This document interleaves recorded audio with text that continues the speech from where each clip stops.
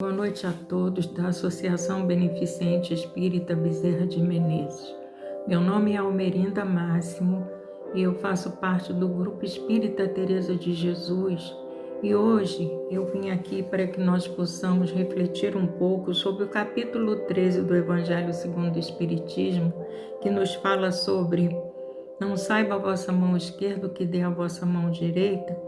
Nós vamos nos ater nas instruções dos Espíritos, nos itens 9 e 10, que vai nos falar sobre a caridade material e a caridade moral.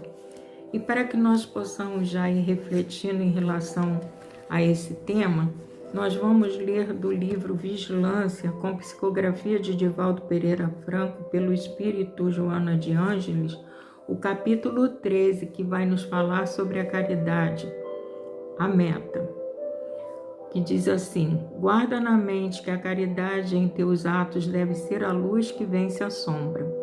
Enquanto não compreendas que a caridade é sempre a bênção maior para quem a realiza, ligando o benfeitor ao necessitado, estarás na fase primária da virtude por excelência.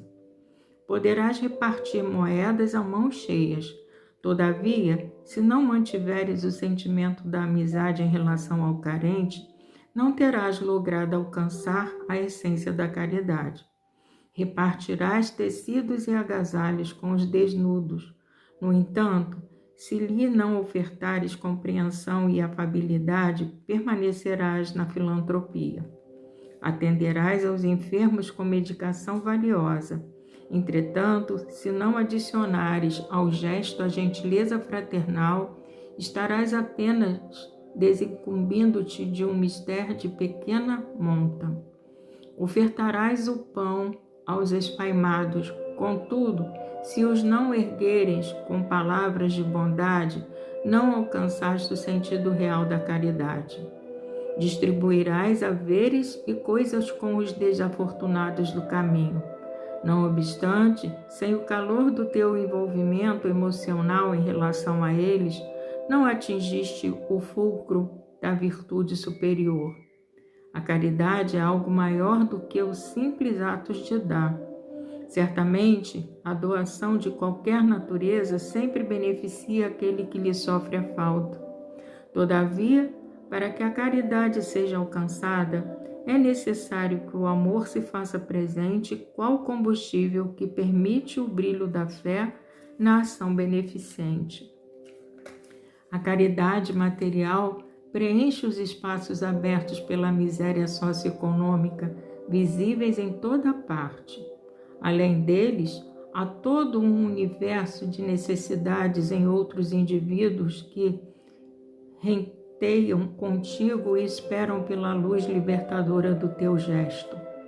A indulgência em relação aos ingratos e agressivos, a compaixão diante dos presunçosos e perversos, a tolerância em favor dos ofensores, a humildade quando desafiada ao duelo da insensatez, a piedade dirigida ao opressor e déspota, a oração intercessória pelo adversário, a paciência enobrecida face às provocações e à irritabilidade dos outros, a educação que rompe as algemas da estupidez e da maldade que se agasalham nas furnas da ignorância, gerando a delinquência e a loucura. A caridade moral é desafio para toda hora no lar, na rua, no trabalho. Exercendo-a, recorda também da caridade em relação a ti mesmo. Jesus, convivendo com os homens, lecionou exemplificando todas as modalidades da caridade, permanecendo até hoje como o protótipo mais perfeito que se conhece, tornando-a a luz do gesto que vence a sombra do mal através da ação do amor. Caridade,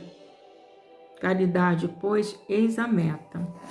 Então, meus irmãos, após a leitura desta página, nós vamos elevar os nossos pensamentos a Deus, agradecendo pela oportunidade de trabalho, pedindo à espiritualidade mentora desta casa, aos amigos espirituais que me acompanham, ao meu guia espiritual, que possam me orientar, me guiar, me conduzir, para que eu seja simples, clara e objetiva nas minhas colocações, fazendo com que meu coração seja tocado para tocar o coração de tantos quanto forem me ouvir. Que eu possa, Senhor, nesse momento estar amparada por todos esses nossos irmãos que se encontram na espiritualidade.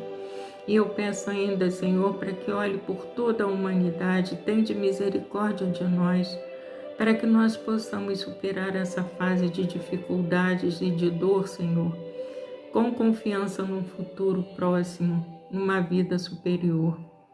Fazer com que os corações de todos os nossos irmãos abnegados que se dedicam a levar o alimento a esses nossos irmãos, o alimento material, mas que eles levem também o alimento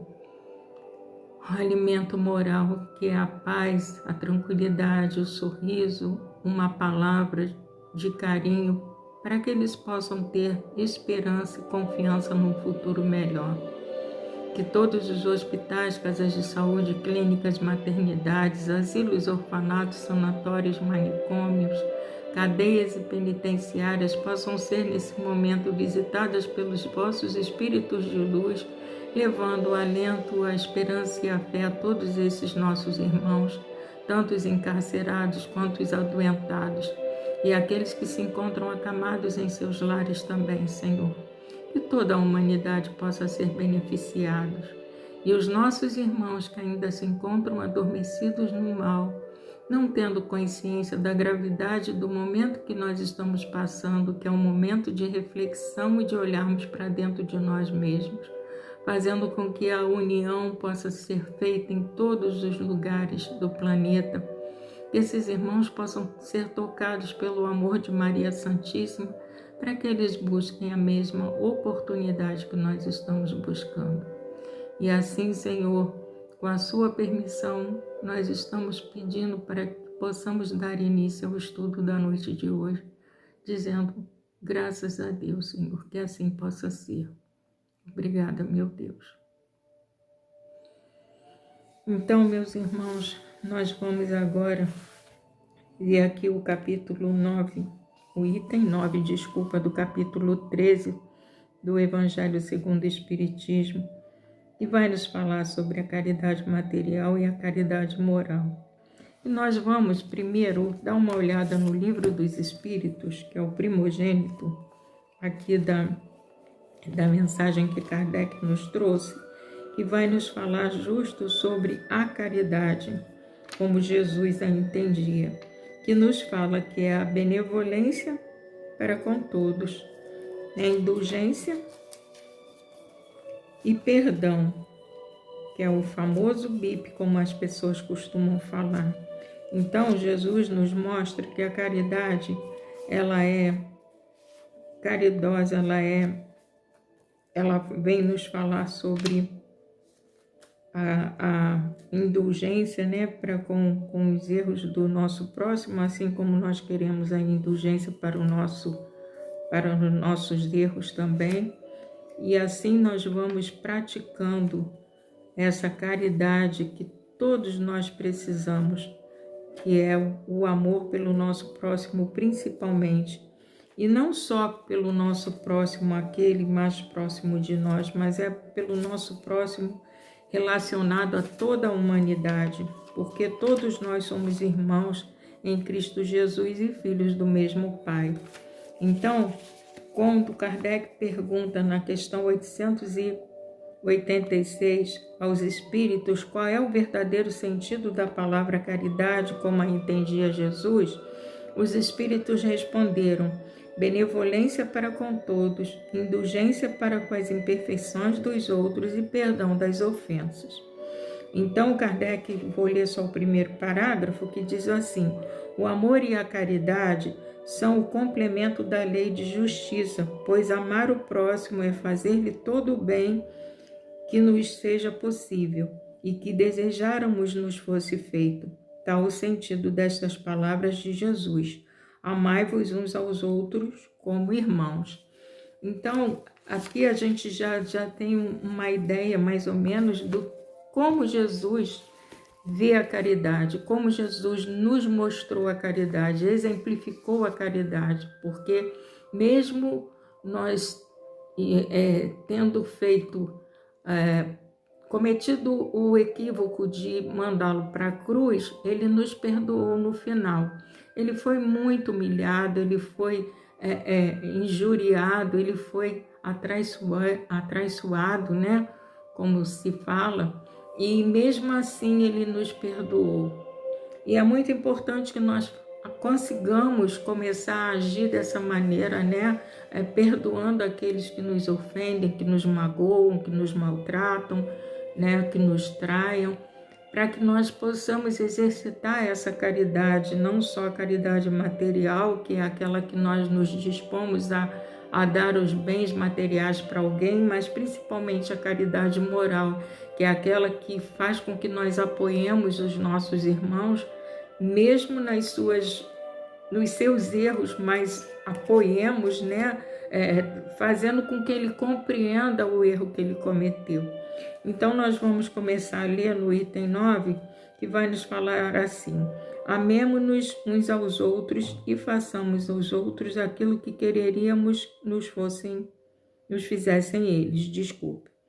Toda religião, toda moral se acham encerrada nesses dois preceitos.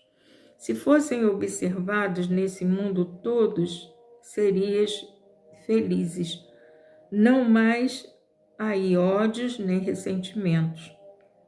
Direi ainda, não mais pobreza, porquanto do supérfluo da mesa de cada rico, muitos pobres se alimentariam, e não mais verias nos quarteirões sombrios, onde habitei durante a minha última encarnação, pobres mulheres, arrastando consigo miseráveis crianças a quem tudo faltava. Então, a gente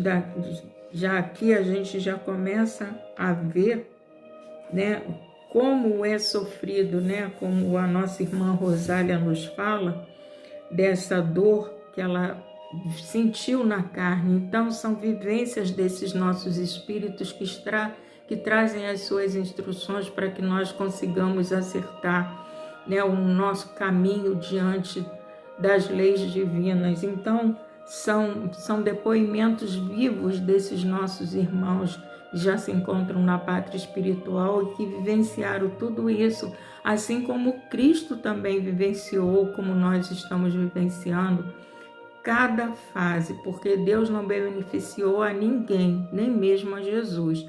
Então, Jesus foi criado como nós, simples e ignorantes, e veio a cada encarnação evoluindo, até chegar ao grau de crístico, né, como ele é. Então, assim, nós temos a mesma possibilidade, basta que nós hajamos da mesma maneira que esses nossos irmãos que estão dando esse depoimento para nós, para que nós consigamos superar as nossas dificuldades, as nossas deficiências morais, para que nós consigamos alcançar o mesmo patamar, que é possível, que Jesus nos falou que nós somos deuses também. Então, dessa maneira, a gente sabe que a gente vai um dia conseguir alcançar um patamar bem melhor, né? Então, basta que nós já comecemos a exercitar.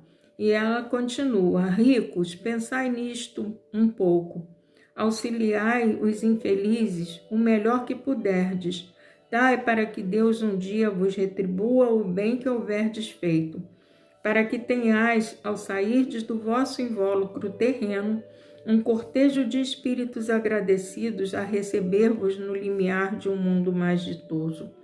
Então, não é só na pátria espiritual, a gente já sabe disso, mas aqueles que aqui ficaram vão fazer oração para que nós alcancemos esse patamar que a nossa irmã Rosália está nos dizendo aqui, né? Quando nós chegarmos na pátria espiritual, nós vamos ser reverenciados por aquilo de bom que nós fizemos, mas também aqueles que aqui ficaram, que foram beneficiados por nós, eles também vão fazer com que nós recebamos dele essa energia de amor através das suas orações e da sua gratidão.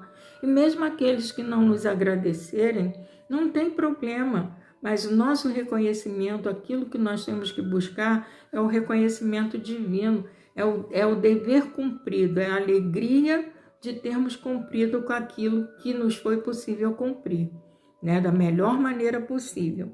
Então, nós vamos ler aqui no 3º parágrafo, quando ela diz: se pudesseis saber da alegria que experimentei ao encontrar no além aqueles a quem na minha última existência me fora dado servir. Então, quando a gente serve como Jesus serviu, como Jesus lavou os pés dos seus discípulos, né, mostrando que nós temos que servir uns aos outros, isso para ela foi a glória, né? Quando ela encontrou na espiritualidade aqueles a quem ela conseguiu servir. Amai, portanto, o vosso próximo, amai-o como a vós mesmos, pois já sabeis agora que repelindo um desgraçado, estareis, quiçá, afastando de vós um irmão, um pai, um amigo vosso de outrora. Se assim for, de que desespero não vos sentireis presa ao reconhecê-lo no mundo dos espíritos?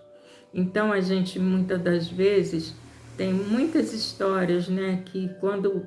Aliás, Jesus falou isso, né, que quando nós auxiliamos a um dos nossos irmãos, é a ele mesmo que nós estamos auxiliando. Quando nós alimentamos, quando nós visitamos, quando nós o vestimos, Jesus falou isso, que seria a ele que nós estaríamos fazendo. Eu assisti um filme de uma santa, que agora não me lembro o nome da santa, mas que perguntaram a ela, as outras noviças como ela, que estavam no trabalho, e ela era uma das mais dedicadas. E perguntaram a ela como é que ela conseguia, por exemplo, tratar daqueles irmãos que tinham aquelas pústulas, né, com mau cheiro, com tudo, como é que ela conseguia tratá-los, porque quem acompanhava não conseguia, né, ficava com o estômago embrulhado, né, e ela tratava como se não tivesse sentindo nenhum aroma, nenhum mau cheiro, digamos assim. E ela explicou para essa irmã que ela via no rosto de cada um daqueles que ela cuidava o rosto do Cristo. Então aquilo fazia com que ela tomasse força e auxiliasse aqueles irmãos sem sentir nojo, sem sentir asco, nada. Ela simplesmente se dedicava a esses irmãos. E quando ela desencarnou, que ela foi enterrada, o corpo dela ficou intacto, sabe? Não houve deteriorização, da carne. O corpo dela ficou ali limpinho. E dando continuidade, ela nos fala que desejo compreendais bem o que seja a caridade moral, que todos podem praticar, que nada custa materialmente falando, porém que é a mais difícil de exercer-se. A caridade moral consiste em se suportarem umas às outras as criaturas, e o que menos fazeis neste mundo inferior, onde vos achais por agora encarnados. Grande mérito há, crede-me, em um homem saber calar-se, deixando falhotro mais tolo do que ele. É um gênero de caridade isso, saber ser surdo quando uma palavra zombeteira se escapa de uma boca habituada a escarnecer. Não ver o sorriso de desdém com que vos recebem pessoas que muitas vezes erradamente se supõem acima de vós. E isso acontece tanto, né? Às vezes a gente chega num lugar, as pessoas nos olham como se nós fôssemos ninguém e eles tudo. Mas a gente tem que aprender a lidar com essas situações para que nós possamos exercitar essa caridade moral, como essa irmã Rosália nos fala. Então ela continua. Não raro, não ver o sorriso de desdém com que vos recebem pessoas que muitas vezes erradamente se supõem acima de vós. Eu já falei isso, mas só para eu retomar. Quando na vida espírita a única real, então, não raro, muito abaixo, constitui merecimento, não por ponto de vista da humildade, mas do da caridade. Porquanto não dar atenção ao mau proceder de outrem é caridade moral. Então, a caridade moral, ela é realmente mais difícil, né? Porque às vezes a pessoa debocha da gente, e a gente quer reagir em relação àquele deboche. Fala alguma coisa que não nos agrada, a gente quer reagir respondendo na mesma altura. E isso realmente, quando a gente consegue domar, isso é caridade, né? E dando continuidade, essa caridade, no entanto, não deve obstar a outra. Tende, porém, cuidado principalmente em não tratar com desprezo o vosso semelhante. Lembrai-vos de tudo o que já vos tenho dito. Tende presente sempre que, repelindo um pobre, talvez repelais um espírito que vos foi caro e que no momento se encontra em posição inferior à vossa. Encontrei aqui um dos pobres da terra, a quem por felicidade eu puder auxiliar algumas vezes e ao qual a meu turno tenho agora de implorar auxílio. Então a gente não sabe o grau que aquele espírito já alcançou quando a gente faz pouco de um nosso irmão, até de um irmão em situação de rua, né, que muitas das vezes a gente despreza, e quando chega na pátria espiritual, aquele irmão já alcançou um patamar muito maior do que o nosso. E como ela fala aqui, que ela agora tem que implorar auxílio, quer dizer, na época em que o evangelho foi escrito, ela tinha que implorar auxílio desse irmão, né? A quem ela auxiliou. Ela teve a sorte de auxiliar e mesmo assim ela estava pedindo o auxílio dele no momento do desencarne dela, quando ela chegou à pátria espiritual. Lembrai-vos de que Jesus disse que todos somos irmãos e pensai sempre nisso antes de repelirdes o leproso ou o mendigo. A Deus, pensai nos que sofrem e orai. Irmã Rosália, ela nos dá a Deus e pede para que nós pensemos nos que sofrem e oremos por eles. Então, Irmã Rosália, em Paris, 1860. E no item 10, nós vamos ver o depoimento de um espírito protetor que nos fala assim: meus amigos, há muitos dentre vós têm ouvido dizer: como hei de fazer caridade, se a miúde nem mesmo do necessário dispõe? Amigos, de 1000 maneiras se faz caridade. Podeis fazê-la por pensamentos, por palavras e por ações. Por pensamentos, orando pelos pobres abandonados que morreram sem se acharem sequer em condições de ver a luz. Uma prece feita de coração os alivia. Por palavras, dando aos vossos companheiros de todos os dias alguns bons conselhos, dizendo aos que o desespero, as privações azedaram o ânimo e levaram a blasfemar do nome do Altíssimo. Eu era como sois, sofria, sentia-me desgraçado, mas acreditei no Espiritismo e vede, agora sou feliz.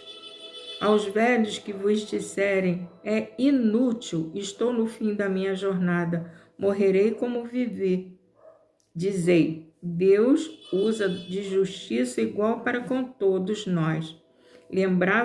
Lembrai-vos dos obreiros da última hora, as crianças já viciadas pelas companhias de que se cercaram e que vão pelo mundo prestes a sucumbir às más tentações, dizei, Deus vos vê, meus caros pequenos, e não vos canseis de lhes repetir essas brandas palavras.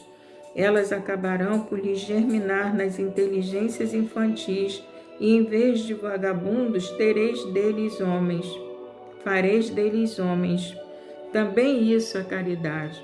É a gente levar uma palavra de ânimo, de estímulo, de força, de fé, de coragem para aqueles que estão atravessando as dificuldades que a gente está vendo agora tão latente, né? Tão assim visível, quase palpável, né, as necessidades que nós temos visto espalhada por todo o planeta, não é só aqui no Brasil, mas em todo o planeta a gente tem visto muitas necessidades. E quando a gente consegue fazer uma oração por toda a humanidade, levar esses irmãos menos favorecidos um sorriso, um aperto de mão, uma palavra, aperto de mão agora a gente nem pode dar, mas um sorriso, né? Um olhar de compaixão, mostrando para ele que nós estamos sentindo aquilo que ele está passando.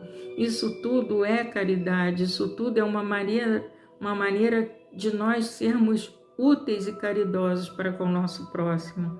Porque nós temos muitas oportunidades e muitas das vezes nós deixamos que elas passem sem que nós nada façamos. E é bom que nós comecemos a pensar nisso. Dizem outros dentre vós: ora, somos tão numerosos na terra que Deus não pode ver a todos. Escutai bem isto, meus amigos.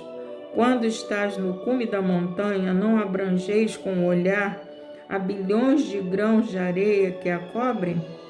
Pois bem, do mesmo modo vos vê Deus. Ele vos deixa usar do vosso livre-arbítrio, como vós deixais que esses grãos de areia se movam ao sabor do vento que os dispersa. Apenas Deus, em sua misericórdia infinita, vos pôs no fundo do coração uma sentinela vigilante, que se chama consciência. Escutai-a, que somente bons conselhos ela vos dará. Às vezes conseguis entorpecê-la, opondo-lhe o espírito do mal. Ela então se cala, mas ficais certos de que a pobre escorraçada se fará ouvir logo que lhe deixardes aperceber-se da sombra do remorso. Ouvi-a, interrogai-a, e com frequência vos acharei consolados com o conselho que dela houverdes recebido. Então a nossa consciência vai nos cobrar sempre. Não adianta nós acharmos que vamos fugir daquele momento do nosso equívoco que a nossa consciência nos cobra. É como se fosse um sino batendo na nossa cabeça, dizendo: você errou, você errou, você errou, até que nós retomemos o caminho do acerto, né? Do caminho da busca da perfeição. Então ele continua: meus amigos, a cada regimento novo, o general entrega um estandarte. Eu vos dou por divisa esta máxima do Cristo: amai-vos uns aos outros. Observai esse preceito, reuni-vos todos em torno dessa bandeira e tereis ventura e consolação. Um espírito protetor, Leão, 1860. Então, esses espíritos, eles já vêm nos falando sobre isso desde da edição, né, do Evangelho segundo o Espiritismo, e a gente não consegue aprender desde 1864, que esses espíritos vêm nos alertando sobre o nosso comportamento, sobre aquilo que nós precisamos fazer para que nós consigamos alcançar um patamar melhor ao chegar à pátria espiritual.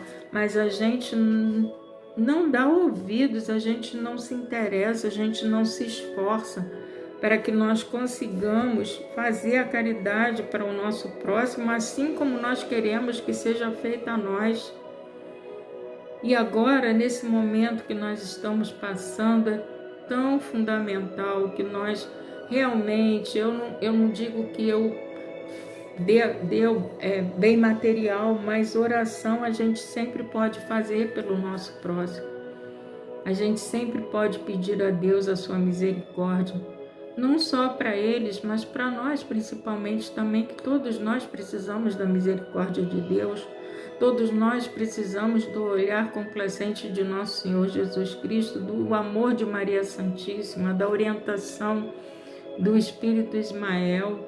Então, a gente tem que estar o tempo inteiro com os nossos pensamentos elevados, pedindo a Deus a sua misericórdia para que nós atravessemos essa fase difícil que nós estamos passando, mas não vou dizer com mais suavidade, né? Amenizando as dores dos outros para que a nossa dor também seja amenizada. Então, quando nós buscamos fazer a caridade, que é tão importante, a gente se torna realmente um discípulo de Jesus, né? Um aprendiz de Jesus, aqueles que estão buscando o caminho da luz que Jesus tanto nos falou. E aqui no nosso livro da Fundação Allan Kardec, que é o roteiro sistematizado do estudo do Evangelho, a gente vê que no item 9 nos foi colocado uma reflexão que fala assim: quando a prática da caridade material dá-se do que se tem, quando se pratica a caridade moral, quando se pratica a caridade material, dá-se do que se tem, né? E quando se pratica a caridade moral, dá-se do que se é. Amemo-nos uns aos outros e façamos aos outros o que quereríamos que nos fizessem eles. Então, a caridade moral é quando nós nos doamos. E a caridade moral é aquilo que a gente dá daquilo que a gente tem. É muito interessante isso.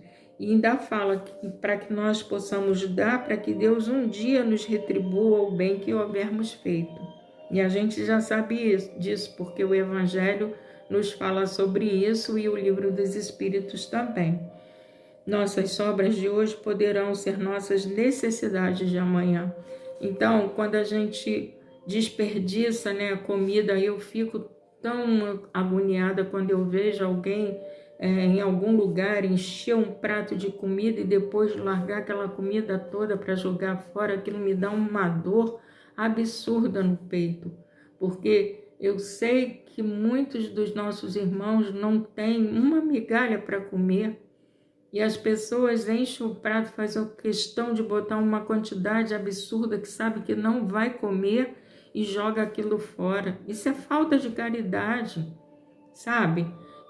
A gente tem que pensar sempre, primeiro, no nosso próximo, no dia de amanhã. Hoje a gente está desperdiçando, como fala aqui, amanhã a gente pode não ter. Esse desperdício de hoje pode ser a nossa falta de amanhã, a gente tem que pensar nisso. As nossas doações e ajudas geram gratidões e amizades que nos ajudarão ao retornarmos à pátria espiritual. Muitas vezes nos desesperamos ao reconhecer no plano espiritual irmãos nossos de outrora, aqueles a quem deixamos de ajudar. A caridade moral que todos podem praticar nada custa, porém é a mais difícil de exercer-se, como a irmã Rosália já nos falou.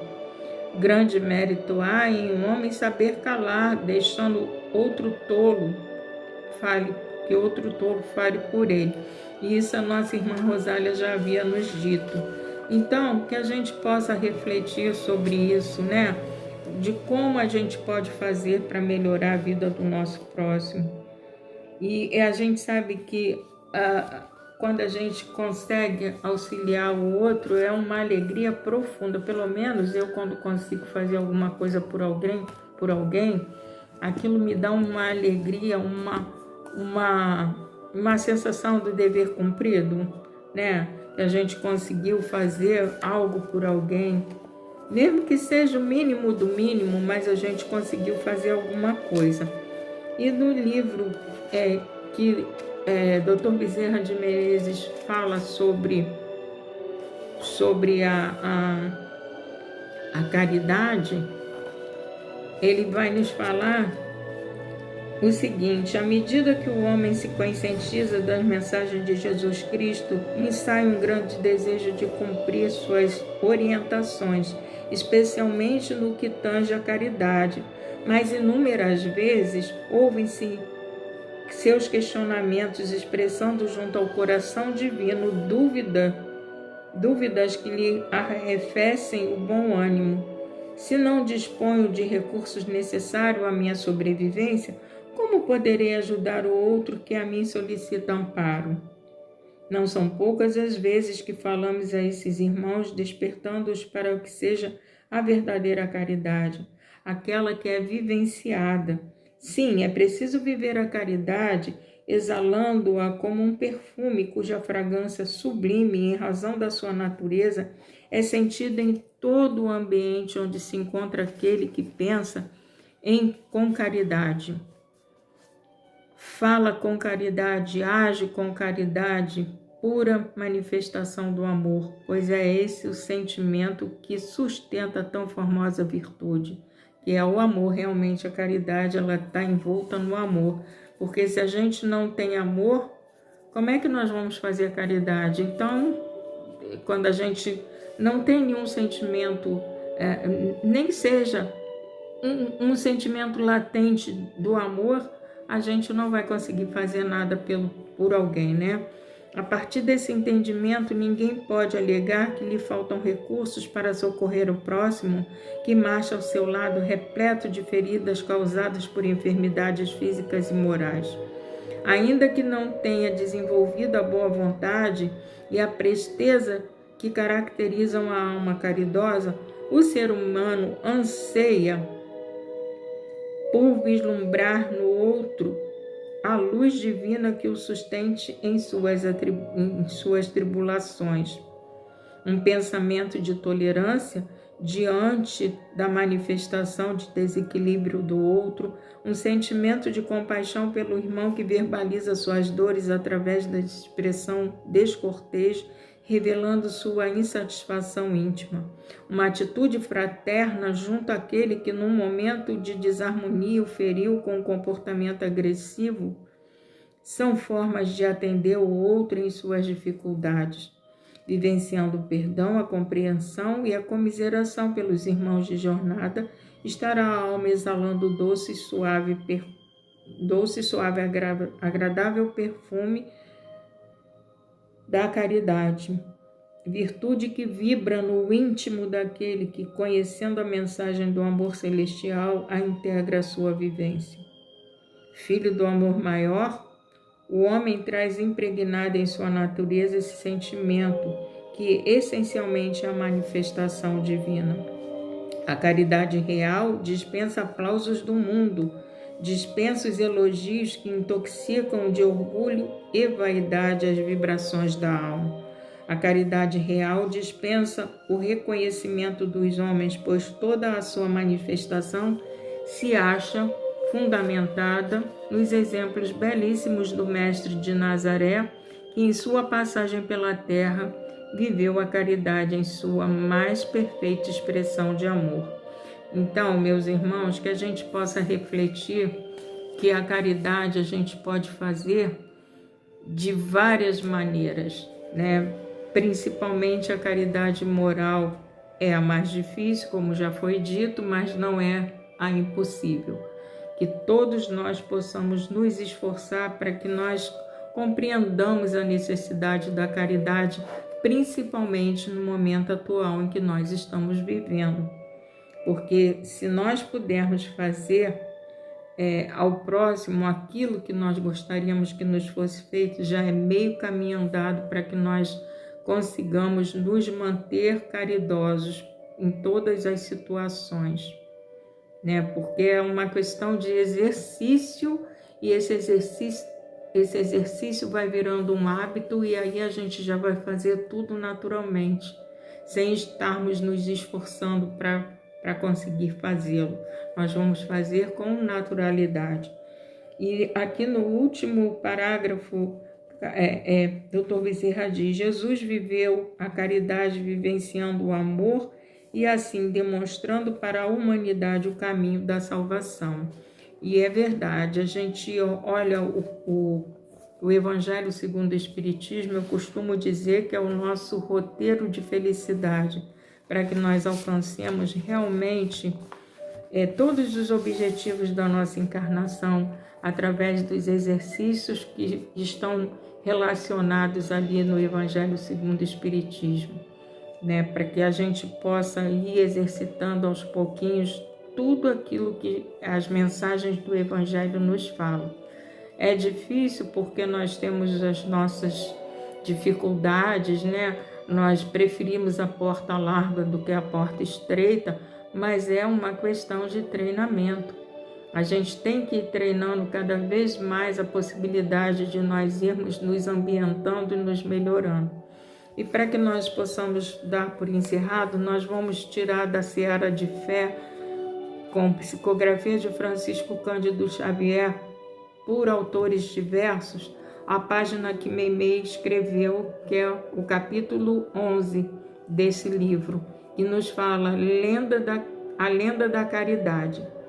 E ela começa assim: diz interessante lenda do plano espiritual que a princípio no mundo se espalharam milhares de grupos humanos nas extensas povoações da terra.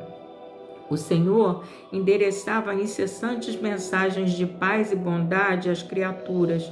Entretanto, a maioria se desgarrou no egoísmo e no orgulho. A crueldade agravava-se, o ódio explodia. Diligenciando solução ao problema, o celeste amigo chamou o anjo da justiça, que entrou em campo e de imediato inventou o sofrimento. Os culpados passaram a resgatar os próprios delitos a preço de enormes padecimentos. O Senhor aprovou os métodos da justiça, que reconheceu indispensáveis ao equilíbrio da lei. No entanto, desejava encontrar um caminho menos espinhoso para a transformação dos espíritos sediados na terra, já que a dor deixava comumente um rescaldo de angústia a gerar novos e pesados conflitos. O divino companheiro solicitou concurso ao anjo da verdade, que estabeleceu para logo os princípios da advertência. Tribunas foram erguidas por toda a parte e os estudiosos do relacionamento humano começaram a pregar sobre os efeitos do mal e do bem, compelindo os ouvintes à aceitação da realidade. Ainda assim, conquanto a excelência das lições propagadas, repontavam dúvidas em torno dos ensinamentos da virtude, suscitando atrasos altamente prejudiciais aos mecanismos da elevação espiritual.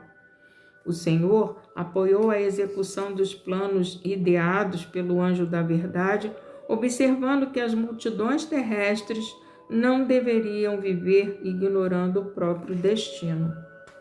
No entanto, a compadecer-se dos homens que necessitavam de reforma íntima sem saberem disso, solicitou a cooperação do anjo do amor, a busca de algum recurso que facilitasse a jornada dos seus tutelados para os cimos da vida.